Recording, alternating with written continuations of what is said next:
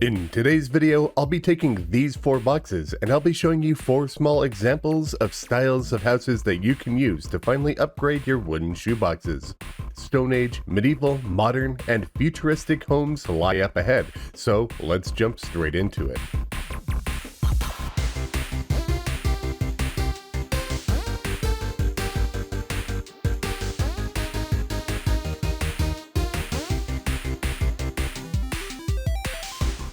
Greetings friends, Khaios here.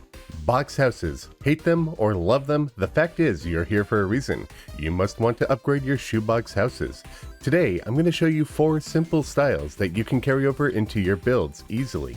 As a twist, each house will be themed from different points in history, from Stone Age to Futurism.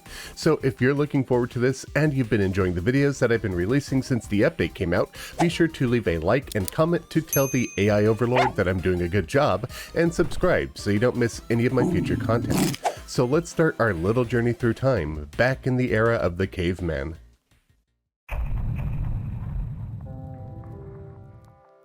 The vast majority of this first house is going to be built with boulder blocks, walls, and furniture from the new set, but there will be some additional pieces. This house is completely doable pre-hard mode and even early game if you want to leave out some of the painted materials.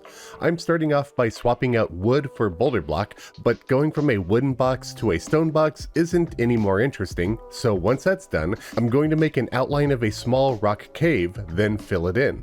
This is a house built into a rock, so it really doesn't have to be perfect.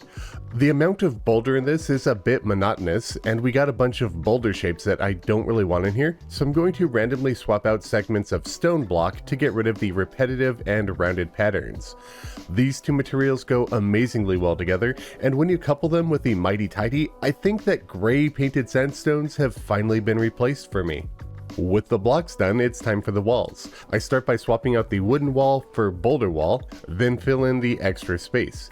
Before I get to texturing the wall, I want to smooth out the house to make sure that there aren't any wall gaps behind blocks that I will want to fill in later, so I take my hammer to the structure and get to shaping it.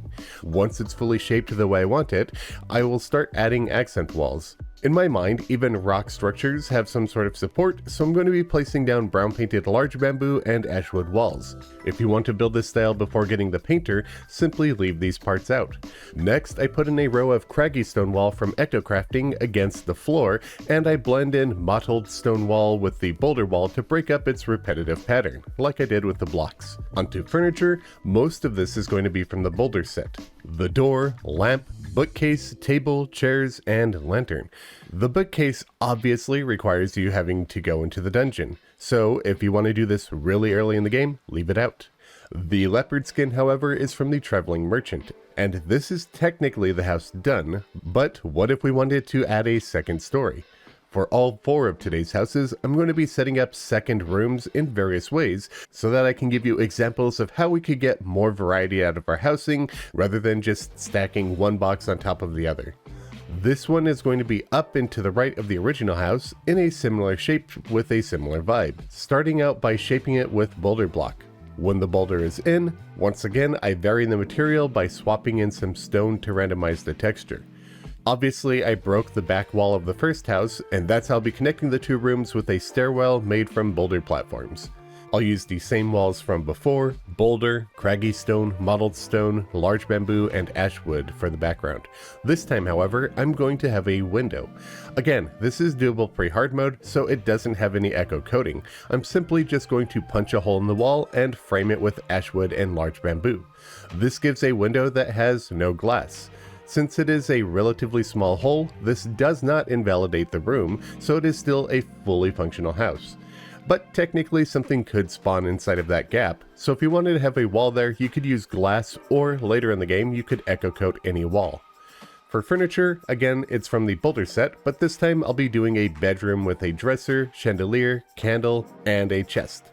I also added a plate and barbecue ribs. Obviously, you can't get the ribs without getting into the dungeon. I just wanted a reference to the modern Stone Age family.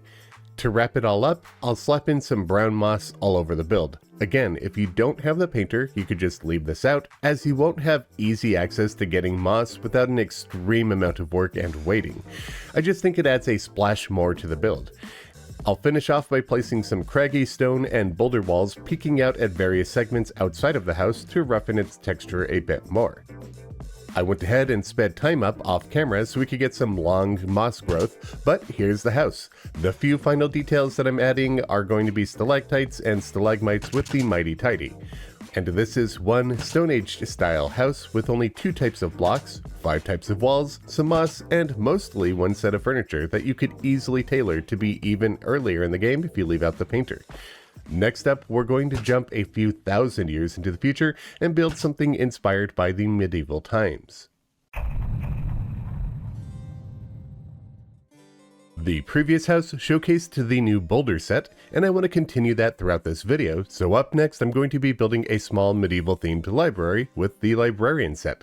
This is also going to be a pre-hard mode building, but unlike the last home, this one will not have any options for early game as it will require at least having defeated Skeletron for obvious reasons. Unlike the last build where I showcased boulder block, I will not be showcasing the librarian block in this one. I just can't for the life of me bring myself to build a library house out of bookcases. It's just too much. So instead, I'll focus on the interior for the librarian stuff. For the house's exterior, I'm going with gray painted green brick from the dungeon, stone slab, and stone accent slab. And this time I'm just going to start setting up both stories of the house at once. Beneath the floor, I'm going to make a false foundation with stone block below it, as I love doing these fake non-foundations for a more detailed appearance. Inside of the house, the floor will be ashwood painted brown. I run ashwood wall behind those blocks to fill in any visual gaps that show up between it and the stone accent slab. Moving on to the background walls, the house is primarily gray painted green brick wall, while the foundation is white painted green slab wall. After this, I randomly got an idea to add more detail to the exterior of the house. In the past, I would use palladium column to vary the sides of my medieval builds, but that's a hard mode material. Now, however, we have Gothic brick, which is also a very thin block that can pull off the same thing, so I use white painted Gothic brick every other tile on the sides to give that effect. Back inside, I added some white painted Gothic brick wall, ebon brick wall painted gray, and brown painted ashwood and large bamboo walls as accent pieces and supports. Then I throw in some librarian wall to make custom background bookshelves. Wrought iron fence makes 2 windows lined with ebon stone brick wall. Lastly, I vary the texture by mixing in some gray painted green slab wall. After placing a white painted Gothic door and a librarian door, which is just a large book, let's cap off the house with 2 roof styles. The first is going to be purple painted red dynasty shingle with gray painted blue dynasty shingle over the top, and shaped to give it more interest. I've seen a lot of people using Harpy block for shingles, and I love it for that too, but it wouldn't work in this build because Harpy block would blend with both the green brick and the Gothic brick that I'm using, so it would kind of just muddy up the build. Dynasty shingles, however, do not blend. For the main rooftop, I add a castle-inspired roof with stone accent slab under gray painted ebon stone brick, capped with white painted Gothic brick to give it some spikes. Once again, using walls to hide the gaps between blocks. Time for detailing with some brown painted mahogany beams, which will be a ladder, then a row of ashwood to hold up the library's front sign, which is going to be a librarian chandelier. It's just a giant hanging book, and I couldn't think of a better sign for this building. Onto the furniture, the vast majority of which will be from the librarian set. It will include a bed, table, dresser, chest, bookcase, toilet, candelabra, candle, and lantern. I will use brown painted boreal platforms for the latter. A skull lantern and book piles will be scattered around, along with some decorative cobwebs to tie it all together. At this point, I realized that the top story didn't have a table, so it's not yet a valid house, so I use a row of boreal platforms in the background bookcase to add a shelf to it. Then on top of that platform, I add a librarian workbench, which just looks like an open book, as well as another book pile.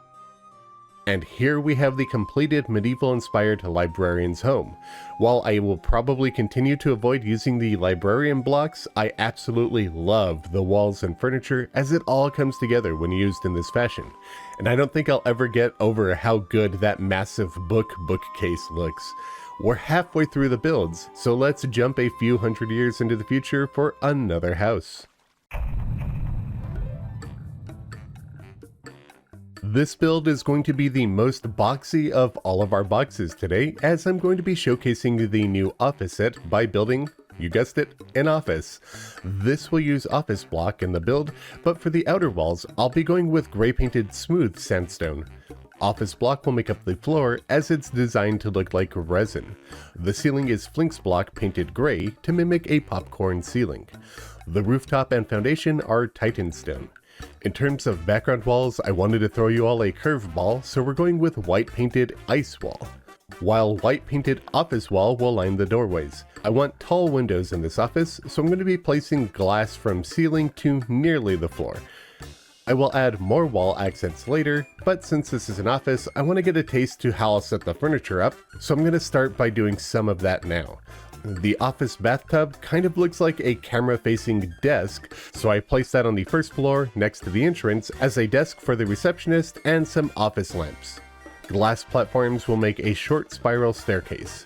Moving upstairs, I wanted to have office chandeliers as they look like ceiling fans, but I realized they would hang too low and that would be rather painful, so I'm raising the ceiling by 1.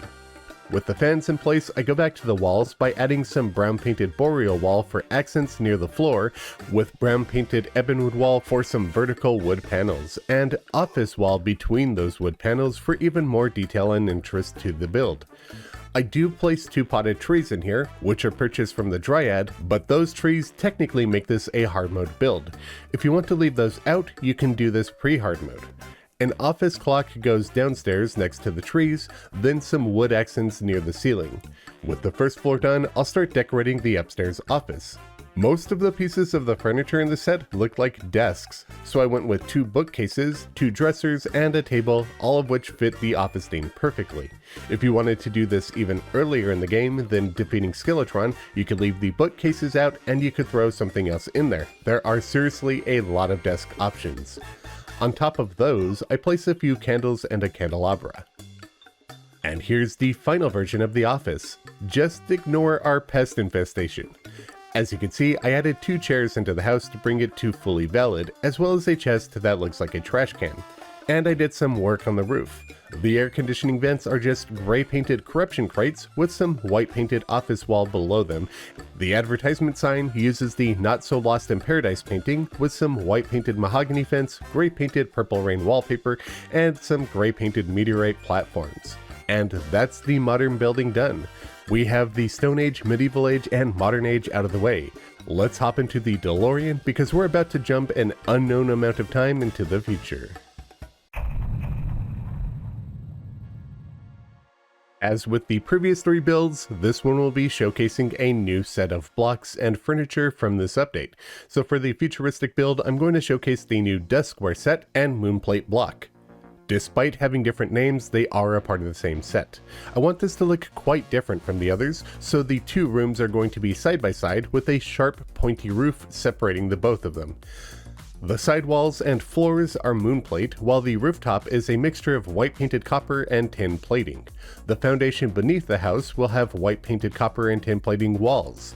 Like I said, I want these to be very small and compact houses, so I'm going to separate them with a thick wall of moonplate, which will really showcase the unique looking block. Then I slope the rooftop to make it even more smooth. Onto the walls, silver brick will be an accent near the floor, while crescent wall fills in the majority of the background. Despite its name, it is also a part of the set. Copper and tin plating act as vertical accents. Next up is furniture.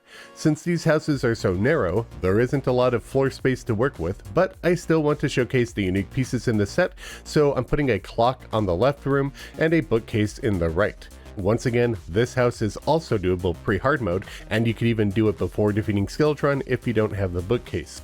A sofa will meet the seating requirement on the left room, while a chair does that for the right. Since we are already out of floor space, I add some deskwear platforms near the lanterns. A workbench fits on the left one, giving us the table, and a chest goes on the right as the bookcase already gave us our table. I love the chandelier, and I want one showcased in this house, but obviously we don't have room enough inside of it, so outside we go. At the peak of the rooftop, I place a chandelier hanging from a single moonplate block. If I was post-plant era, I would probably echo coat that block, but I left it in visually because I want this to be completely doable pre-hard mode, despite how futuristic it looks. And here is the final version of the Duskware house. I think it came out rather well, though it does stand out from the grassy environment a bit. However, I have an idea to address that in my next video. This one was about upgrading your wooden boxes with simplistic home designs for the Stone Age, medieval period, modern era, and futuristic. But the next video will be showcasing 4 simple landscape designs to help match these houses.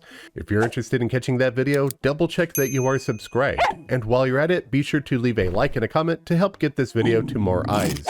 And here's a last look at the 4 houses. I hope you enjoyed them, and I hope you find the information in this video useful. A special thanks to my biggest supporters for the month, Kasu and Slathosar Porb. And be sure to check out my channel artist, MythicalWater, linked in the description below. Thank you all very much for watching. Be back soon with a new video. Happy building.